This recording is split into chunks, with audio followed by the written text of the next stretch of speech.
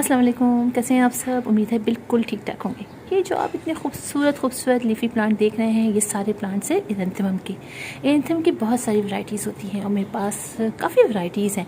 आप भी देखिए कितने खूबसूरत इनके लीफ हैं और इसमें आप कलर देखिए, इसके बाद आप इनके कलर देखिए और साथ ही साथ आप ये कलर्स देखिए, बड़े प्यारे हैं। और इन प्लांट में ना सिर्फ ये कि इतने प्यारे प्यारे कलर्स होते हैं, बल्कि इनमें फ्लावरिंग भी होती है। जब सीज़न आता है इनका तो इनमें फ्लावरिंग भी हो जाती है। और सबसे अच्छी बात मुझे इस प्लांट की ये लगती है कि इतना ईजी टू ग्रो प्लांट है।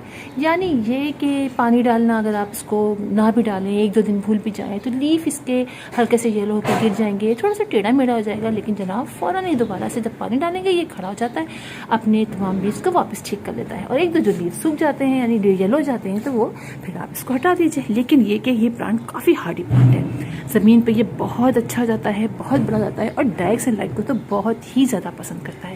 लेकिन जैसा कि मैं आप लोगों को बताती हूँ कि मेरे घर ज़्यादा डायरेक्ट सनलाइट नहीं आती है, हाफ आवर की आती है, तब देखिए उसमें भी इसने कितने प्यारे कलर्स निकाले हुए हैं। और इससे से पूरा पर्पल हो जाता है जब ये फुल डे की डायरेक्ट सनलाइट मिलता है, यानी 5 से 6 घंटे की। और ये देखिए इसके कलर देखिए आप कितने प्यारे हो रहे हैं, ये देखिए कितने प्यारे हो रहे हैं ना।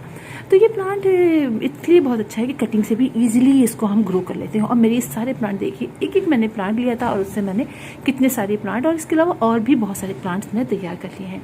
अच्छा, इस प्लांट को आप अच्छी, जिस तरह से कहती हूँ हमेशा से लू, मैं हर प्लांट के लिए कहती हूँ लूज सॉइल दीजिए, यानी जो अच्छी हो, जिसमें पानी जमा ना रहे और बहुत ज़्यादा इस मतलब ये कि वो हार्ड ही ना हो सॉइल, उसमें आप इसको रखिए। जितनी देर की डायरेक्ट सनलाइट दे सकते हैं वो सब डायरेक्ट सनलाइट उसको दीजिए। और अगर मेरे घर की तरह आपके घर में डायरेक्ट सनलाइट नहीं आती है, बहुत थोड़ी देर के लिए आती है, ज़्यादातर शेडी एरिया रहता है, तब भी ये प्लांट आपका बहुत अच्छा ग्रो करता रहेगा। पिंचिंग करके आप इसको बुशी कर लीजिए, कटिंग ईजिली लगा लीजिए, चूँकि इसकी कटिंग से लग जाता है। इसके अलावा ये कि आप इसको पानी का ख्याल रखना है। देखिए पानी मैंने इसलिए कहा कि लीफ झाड़ देता है, लेकिन अगर आप पानी पाबंदी से इसको देते रहते हैं तो ये बहुत खूबसूरत हो जाता है, बहुत घना हो जाता है। और जब पानी आप नहीं देते हैं तो फिर भी, वैसे मैंने बताया आपको कि ये रहता तो सही है, लेकिन थोड़े से लीफ झाड़ देता है, थोड़ा पतला सा हो जाता है, लेकिन जनाब सर्वाइव उसमें भी ये करता रहता है।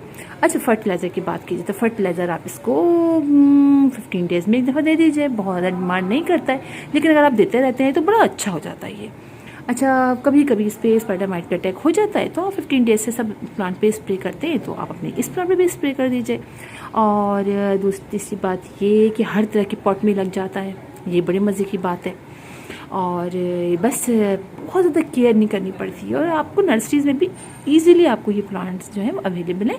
एक दो वैरायटीज़ में, खैर एक वैरायटीज़ की और जो मेरे पास नहीं है, थी वो फिर शायद सूख गई। और बाकी आप देखिए ये कितने अच्छे लग रहे हैं, कलर देखिए आप इनको।